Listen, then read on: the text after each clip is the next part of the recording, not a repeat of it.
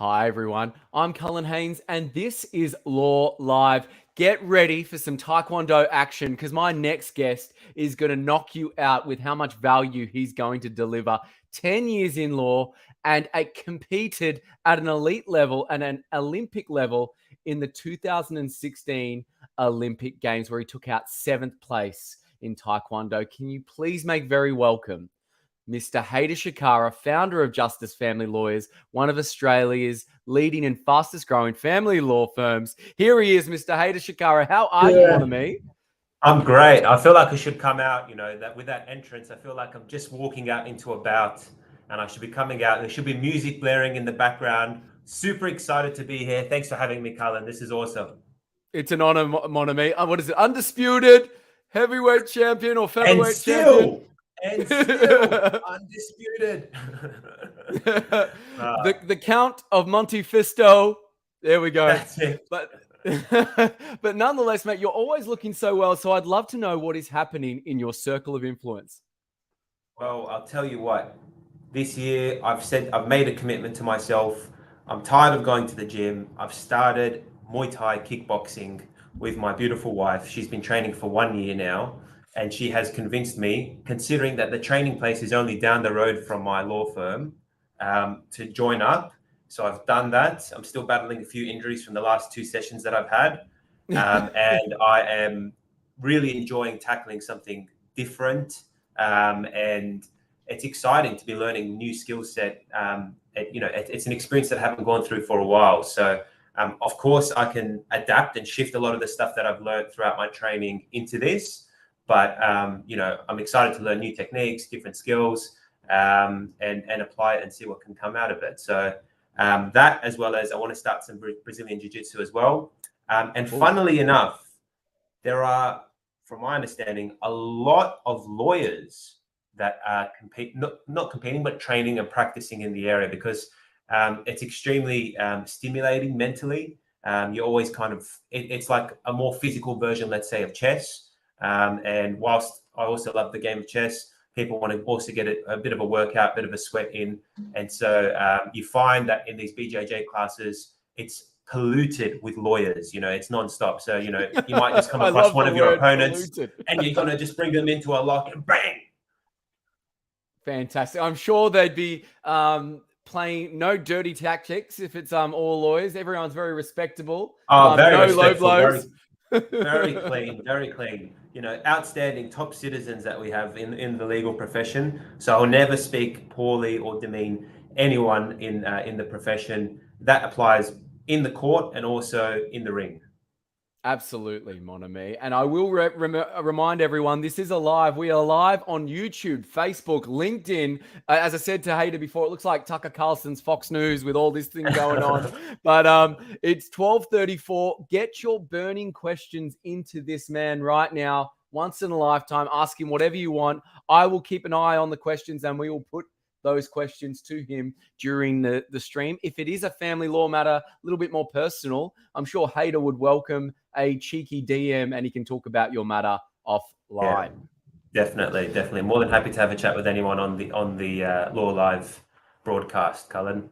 Absolutely. Now, you talked about it with your Muay Thai, which you started in BJJ, but what does it take? What's the mindset like? What do you need to do to become an Olympic athlete like you are? I've got 2 words for you, Cullen, and I'm sure you're familiar with these: tunnel vision. And that's what it requires. You need absolute tunnel vision. You need to be completely focused whenever you're trying to achieve anything at such a high level. I love it, tunnel vision. And really, that's what it takes. So, I had a shot at getting to the 2012 Olympics, in 2012. But I fell short after working for a long period of time. By that time I was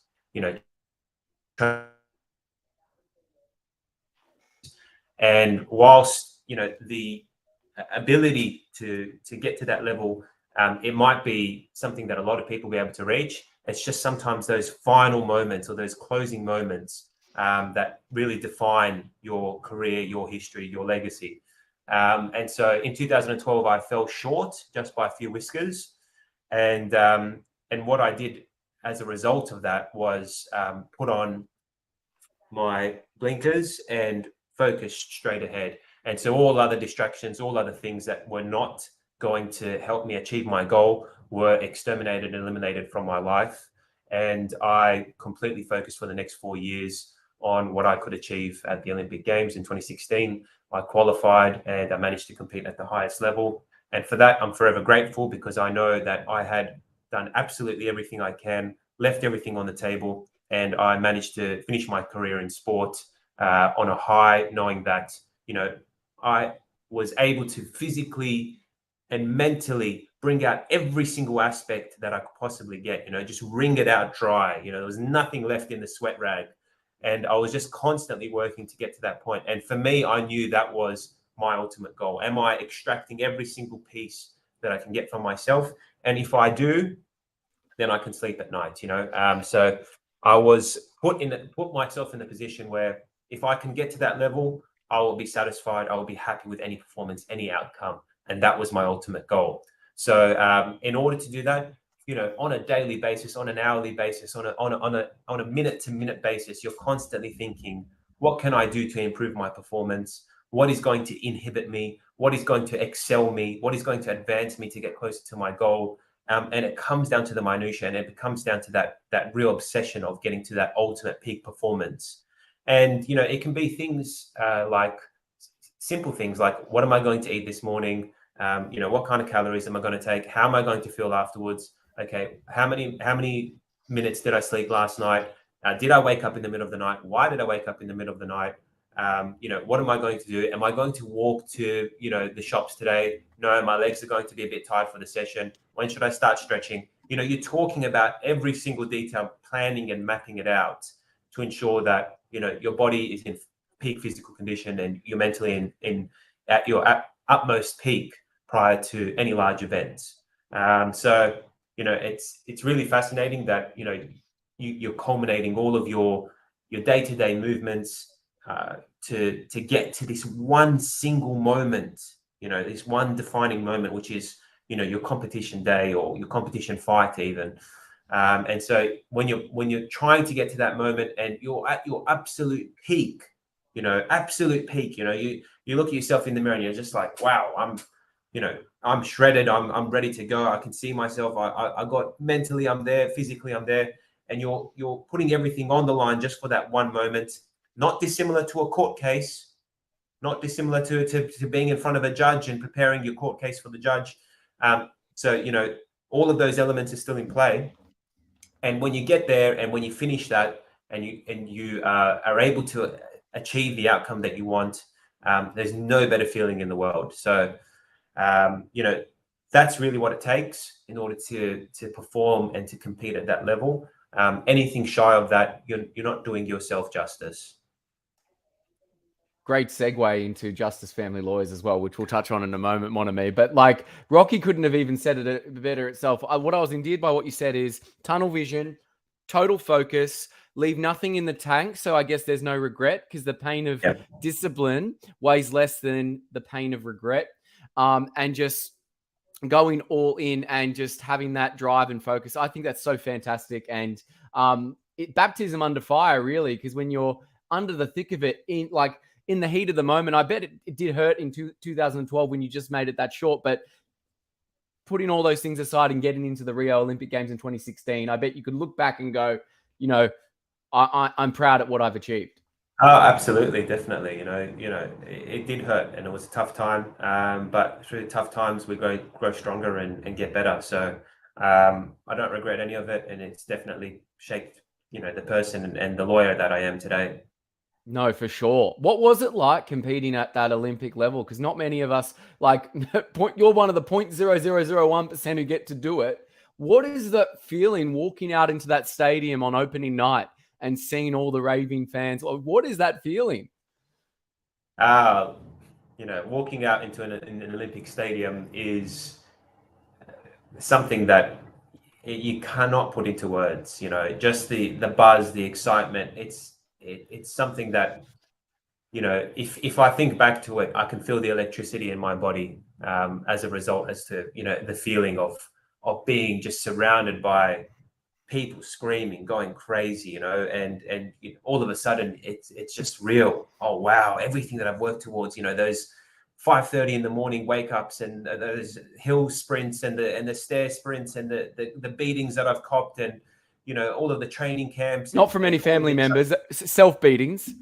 Yeah, no beatings from my opponents and training partners. So no family members, thankfully, but all of that, and it's just like wow, it's all of those tough moments that really has come together to define you.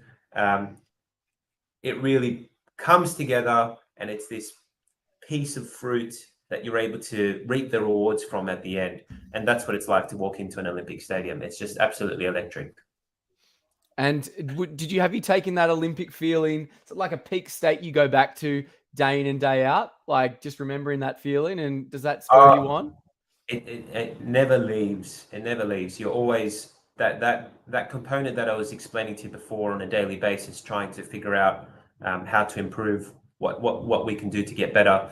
That is something that never leaves. It's something that's always, it's now ingrained in me, and so it's what drives me on a day-to-day basis. How to improve, how to better service our clients, how to get the best results that we can, in court, out of court. How can we always be pushing forward to grow and improve the team? So, collectively, that's something that I look forward to doing every day. And it's something that I cannot stop thinking about, because, even on holidays, even on break, we had a 2-week shutdown. Felt like 2 minutes, 2 week shutdown period, just over the Christmas and New Year's. But I'm constantly thinking about ways to improve. So I'm not satisfied with providing the service to clients. I don't think that's good enough.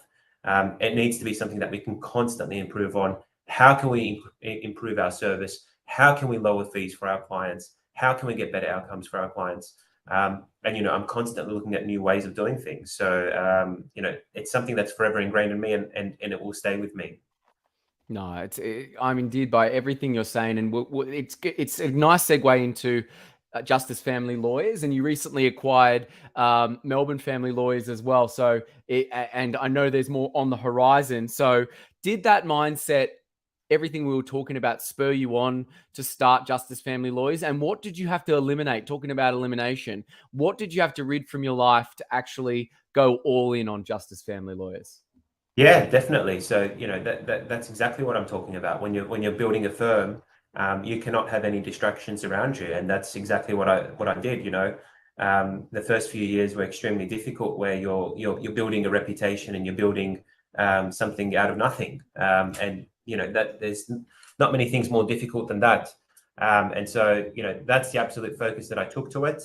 And so now we're here, and we're at a good stage. We've got 11 full-time practitioners, lawyers, Wow. that just focus on family law. So these guys, day in, day out, we're all working together collectively as a unit, and individually servicing each client. And every client has got the benefit of that web of experience from the team, and that ability to share knowledge with one another, which is something I'm very passionate about and very interested in always developing. So I'm always pushing new technologies for our solicitors to be using. I'm always pushing for different educational events, different personal growth things that solicitors can be implementing. And we're always ensuring that there is an interchange of information as to what's going on, different experiences that you might have. Because as you know, Cullen, the law is always progressing, practice is always progressing, different procedures are always being implemented. So you need to stay on top of it. And so, if you're not in court for 2 or 3 months, things can change quite quickly. Just as an example, obviously a lot of change happened over the last 2 years with COVID. But, a small example would be recently there was a change in terms of how documents can be signed or witnessed. There was a change put in place for COVID, and then it was kind of retracted a little bit because the COVID provisions are now over.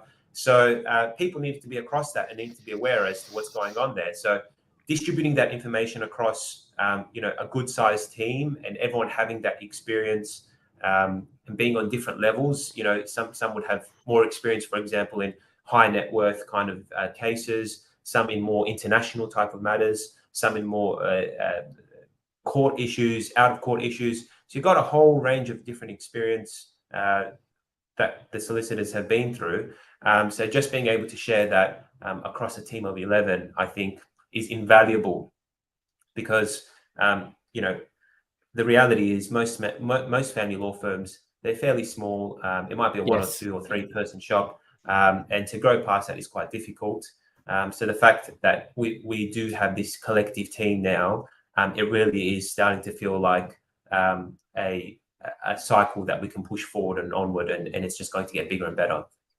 No, and I commend you on the growth. It's fantastic. 11 staff, and obviously with the addition of Melbourne Family Lawyers, it's absolutely incredible. And what I love, what you're talking about there, Hayder, it's that constant and never-ending improvement, that process of Kaizen that Edwards Deming founded after World War II and Japan was ravaged. And the quality coming out of that country was awful in terms of the products. But he introduced that constant little tweaks. What can we do to make this better? And now Japan is probably one of the leaders in technology over the rest of the world. And it's that very mindset that they use of constant and never-ending improvement, which is a testament to that and what you've gone through as well.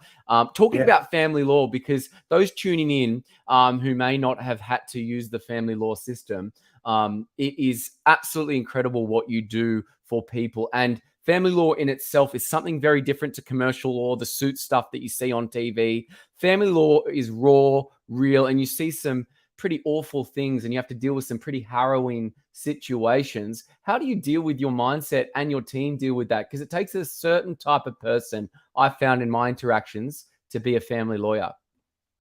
Absolutely. Look, it is something that everyone is also constantly learning from, because it can be fairly harrowing, and the stuff that you're seeing and the people that you're dealing with, quite often, you know, there's a lot of difficult issues that come on our plates. You know, the statistics are that most matters, most separations that occur in Australia, they actually don't see a lawyer. You know, they don't get close to a lawyer. They don't pay lawyers to do, you know, a lot of things. And that's fine. That's great. You know, it's good that the majority of people are able to handle their own issues. But for those that can't, they need to see lawyers. They need assistance, whether it be for the parenting or for the property side of things. And quite often in those situations, there are issues. Okay, whether it might be domestic violence, could be some form of abuse, could be drugs, could be alcohol. You know, there's a whole range of different things that it could be. Coercive control, you know, that's something that's come to light fairly recently in terms of the new laws that have been passed in New South Wales in relation to that. So there's a huge movement to identify and cast a spotlight on these things. And even the family court themselves have introduced a range of programs to ensure that these people aren't slipping through the cracks, and that they're identifying and really pushing forward these matters as urgent. So there's a huge movement from the family court, which I would highly commend, have been doing a fantastic job, especially in the last 2 years. And as lawyers ourselves, we are dealing with these people constantly, okay? And yes, it does take a certain mindset to be able to listen and understand and see where these people are coming from and counteract or act on their behalf, because, you know, you're not just talking about people that are victims here, you're talking about maybe alleged perpetrators as well, and also dealing with these people as well, and seeing, you know, what we can do to you know, put them on a better path potentially, you know. So yes, we're dealing with these people all the time. It does take a strong mindset in order to ensure that, you know, your primary duty is to the court, to the children that are involved, and putting them first, as opposed to just ignorantly listening to your client's needs. Which, you know, if that's the case, that's great. But, you know, sometimes we have to say no to certain clients because, you know, we're not just a mouthpiece for our clients. Our ultimate duty is to represent, you know, to represent the best interest of the children and the court as well. So, you know, we're not just a blind mouthpiece. And if people are looking for that, we'll tell them, you know, that's not us. You know, we're not for you. There's plenty of lawyers out there that might be able to assist. But we also choose and identify the clients that we want to work with. You've got to realize clients in their family law matters on average, and I've done this based on our own matters within our firm. You're probably talking, you have a relationship with your family lawyer for about 9 months. Okay. Yes. And 9 months is a considerable amount of time. It's pretty much a whole year, right? After you take out your holidays and et cetera, et cetera. So, you're spending a whole year with someone. We want to make sure that the person that we're spending time with as well is someone that we're able to handle. So, when we first discuss and meet with clients, they're assessing us. We're also assessing them. So it's a two-way street here because, the mental health impact on lawyers or on my team, I take very seriously. And if it's the case that, a client, maybe can come across as a bit threatening or Yes. intimidating or anything like that, then I won't hesitate to say, look, we can't work with these types of people, or it's not good for our team to be working with these people because, at the end of the day, I'm the principal, I'm the lead practitioner here. If anyone is getting super stressed out or feels intimidated or uncomfortable to come to work, that falls on my head, and I take that responsibility very seriously. So everybody should feel safe when they're coming to work. Everyone should feel happy. And yes, sometimes you do get into the serious stuff, but if we're working with good people constantly. No, fantastic. And I really resonated with what you're saying. And Joanne Canelo says, always a pleasure to listen to Hayder's authentic and innovative views. Thank you for tuning in there, Joanne. I would recommend, we've got about 20 minutes left. It's 12:50 on January the 11th. It's Wednesday. Please put your questions into this man, or any comments, queries, or concerns. We love all, and we'll put it to Hayder. One thing you did say is children as part of the matter there, Hayder. And I know our good friend Darren Mort, barrister, author, and movie maker, says this. Yeah. It's always hard when parents weaponize and use their children in a matter. Like, what have you found helpful? Do you coach parents not to do that, or when they're separating? What's your view on that? Because I know it's something that does come up. I see it on LinkedIn. I see Darren's content and yours. Absolutely. Well, first off, big shout out to Darren Mort, absolute champion. Please. And hero of children in general. So I have a lot of respect for Darren. And what he says is right. We've got a system here, and for better or worse, what it is you've got two parties up against each other, and it's litigation. And a nice way of saying it is litigation. But there's also other synonyms that I can use to describe litigation. It's a battle. It can be a contest. And normally in these things, there's a winner and a loser. And look, it's almost natural to then, as a consequence, seek any advantage that is possible in order to advance your cause. Okay. In the same way that, I sought every advantage possible within the legal means when I was competing, in order to further advance any fight or to produce any strength from my side. And it's the same thing in litigation. Lawyers will tell you the same thing. They're there to obtain the best outcome for their clients. Okay. And sometimes as a result of that, you can lose the overall perspective, or lawyers can lose their overall perspective, and seek to weaponize, potential positions when it comes to children for their benefit. Because really, when it comes down to in family law is, the ultimate two contentions are who's going to get to the children, and how long they're going to have them for, and how much am I going to receive from the property settlement. And both of those points are linked to how much time each parent will have with the child. So if it's the case that a parent might try and maybe influence a child's views or coax them into a certain position, then they're always pushing our clients not to be doing that. And also our lawyers are very good at identifying when that is happening. Of course. I can safely say that every solicitor at our practice, it has come to do family law because at some level they're interested in one, assisting people, but two, also being there for the children of these broken down relationships and ensuring that they're getting the best possible outcome as well. So there is that empathy there.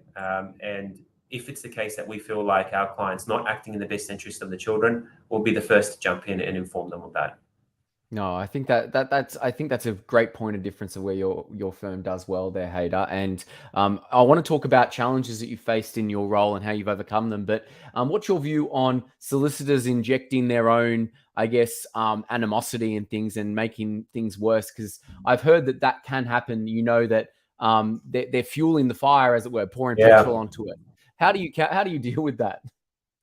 Oh, look, it happens all the time. It happens all the time, and more to that, I would say, is everybody that there's a lot of people that complain about it happening, but they're also doing it themselves. So sometimes it's hard to identify it. Sometimes it's hard to say, oh, this is pushing an argument and this is adding fuel to the fire. So sometimes it's beholden to the reader themselves as to how they're interpreting it, right? And sometimes it's really outright obvious and out there. So, look, it happens. It definitely happens. I don't think it just is limited to family law. I think it happens across the profession. I think it can happen across any practice area. And look, I think it's something that happens. I think it's something that's always going to continue to happen. And it's part of the practice, and it's part of the profession. And some people use it to, maybe get under some people's skin. Some people use it maybe to, to really add fire to the matter so that the matter continues and they can drive up fees. And, no one will be able to differentiate between the difference, unfortunately. And, you have to be sure that the lawyer that you're going with isn't somebody that's self-interested in trying to just, really wring out the fees in a certain matter, and is interested in resolving the matter quickly and in a financially sensible way. So, you've got to be careful when it comes to those things, definitely. No, very well said there, Hayder. Any major challenges that come to mind and how you've overcome them that you'd like to share with everyone? Oh, look, like I said, it's something that probably happens on a weekly basis, and I think from what we do here, and I think what I instruct all the solicitors to do is, if somebody's acting in such a way, call them out on it. And that's my message to all lawyers: just call them out straight away, and you'll be surprised. Normally, the reaction is, "Oh no, sorry, no, that's not what I meant." Oh no, And so as soon as you call them out, as soon as you call out people on something, then the whole conversation can shift, and you might be able to progress something as opposed to just sniping at each other.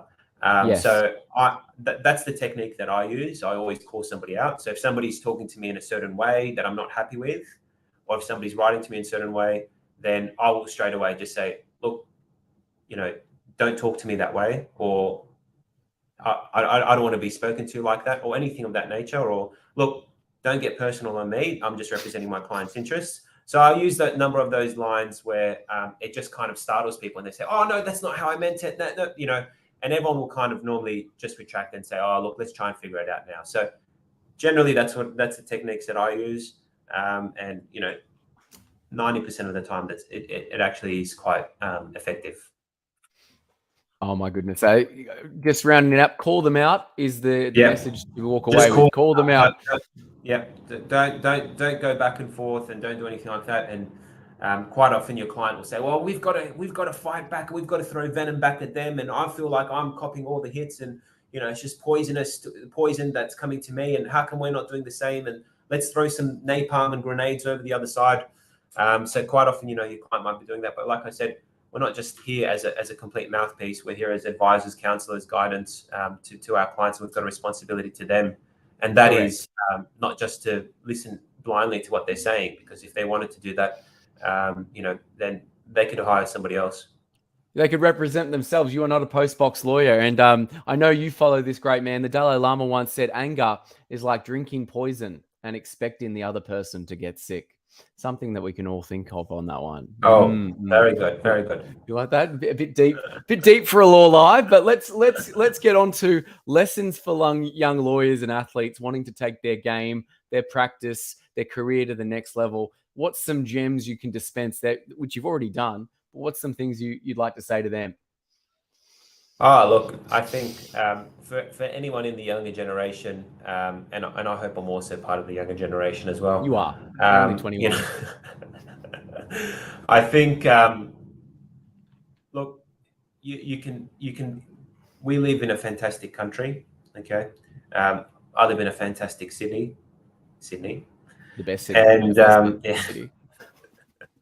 and I think the reason I say that is not just because we have wonderful beaches and generally a good climate, but because we're in a city that allows you and has the growth, has the ability for you to grow, and has the opportunities available. And the advice that I received when I first started my practice is something that I always remember, and it's something that I'll pass on to the generations that come. And that is, if you do good work, then the opportunities will always be there for you. Okay.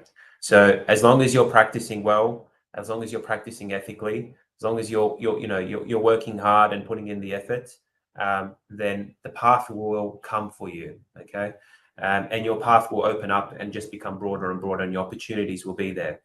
So I know it sounds super basic, but really that's what it comes down to. There's no cheap tricks. There's no, if you wake up at 6:45 a.m. and do yoga for 3 minutes and then go back to sleep and have a cold shower, whatever it is, then your life's going to be amazing. No, it's not about those cheap tricks. It comes down to the daily working hard and practicing ethically, and then your path will open up. And I'll tell you this, there is a huge, huge need right now for lawyers across every practice area. Okay. And yes, there's a huge need for lawyers. There's a huge demand for lawyers. But more than that is there is a huge demand for experienced lawyers. Okay. Yes. So those lawyers that stay in the profession, that manage to get a few years under the belt, you are going to be highly sought after. Okay. So to all those people out there that, maybe just started their law career or just started studying law, or maybe in their first or second year of practice, and they're finding it maybe a bit difficult, what I'll say is, if you stick to it, you will definitely reap the benefits. But if you're jumping here and there, it might be a little bit difficult for you. Nice, some cogent insights and wisdom there as ever, Hayder. And it's coming towards the end of our official chat, mon ami. So I'd love to ask you this. It's quite very introspective. When all is said and done and Hayder Shkara leaves this world, how would you like to be remembered? How would I like to be remembered? I would like to be remembered as somebody that leads by example. So whether that is in the office, whether it is in the family home, whether it is out in the community, I will not try and get anybody to do something that I won't be doing myself. I'm not asking anyone to come into the office unless I'm there, and I'm there first. Okay. And the same way, I'm not asking anyone to stay back and commit and do amazing hours unless I'm there by their side. So for me, it's always important to lead by example. And if you do, then your team will follow and be a lot more appreciative, as opposed to having somebody that dictates comments down. I'd rather be on the team level, at the forefront, in the trenches with them, and that's how I'd like to be remembered. No, and you definitely are leading by example. You're a true gem. Honored to have you as a friend and have you on this stream there, my friend. Thank you so much, Colin. Pleasure. Where can people find you? Where are you hanging out most? You can find me on Castlereagh Street. I found a new coffee shop that I love, Dixon and Sons, Cullen. It's on Castlereagh Street. Not Dixon and Haymarket. Dixon and Sons. Dixon and Sons on Castlereagh Street, or Macchiato on Liverpool Street. That's where I am. I'm just around. I'm always in the city CBD. So if anyone listening is keen to catch up for a coffee, I would love to, just meet you, talk. Let's have an interchange of ideas. Let's see if there's any kind of symbiotic relationship that we can strike up. And let's see how we go. But it's been great. Thank you so much, Cullen. I love what you're doing with Law Live. I love what you're doing with legal home loans. Absolute best guys in the market. And if you're not dealing with them, if you're not in touch with them, then you've been living under a rock. These guys are the absolute best. So always love working with you guys and your team. Appreciate the shout out. The $50 will be transferred into your account after this, mon ami. I'm just joking. We'll bring you back for some bonus questions there, Hayder, but thank you so much for joining, mon ami. Awesome. Thanks, Colin. And if you'd like to listen to more, please be sure to keep an eye out on the audio version coming out on Apple and Spotify or wherever you get your podcasts. We come out every Wednesday, and hope all is well. Thank you for tuning in, everyone. Hayder, bringing you back. If a child was to ask you what you do, and you probably get this in family law, what do you do and how do you explain your role to a child? Okay, well, sometimes in life, your mother and your father will not get along, okay? And as a result of that, I help them get through a rocky phase of their life to a more stable phase of their life, where they can be a lot more comfortable and happier, and they'll be able to spend more time with their children. And as a result, sometimes there's a bit of a transition period, and I just help them get through that transitional period. If I was a child, I'm sure I'd be happy with that explanation. Well done, Hayder. Yeah. I'm really just a bus driver. I'm just getting someone from point A to B. So there's really no difference between me and Elon Musk, getting from Earth to Mars or getting from married to divorced. So, mate, all your hair is natural. Elon's got nothing on you, mon ami. You look great. And the final question for the whole stream, if you could, this is quite a quantum physics type question. If you could go back in time and give yourself advice at any age, what age would you be and what advice would you give to yourself? I would be age 18, and the advice I would give would be find a good broker, get good finance, and start buying properties in 2008, because that would have been absolutely ideal. Okay. And invest early. I actually would give myself that advice because I think, I waited too long and sat on my hands. But the advice I'd be giving to any 18-year-old, including myself, especially myself, is get into the market early, speak to a broker, because your broker will be able to advise you of the opportunities that are available. And you might not know, but at least they'll give you something to work towards. Okay. And the financial gains that you can get out of a longer term investment accumulating year on year, I think are hugely advantageous. So get into the market early. That's what I'd be telling people. Oh, a sound note to end, my friend. And definitely utilize trust structures as well. Very savvy way to do it. Not financial advice. Go and speak to your accountant and financial advisor to get that set up. Thanks so much again, Hayder, for joining. And thanks for tuning in, everyone. Thanks. Bye.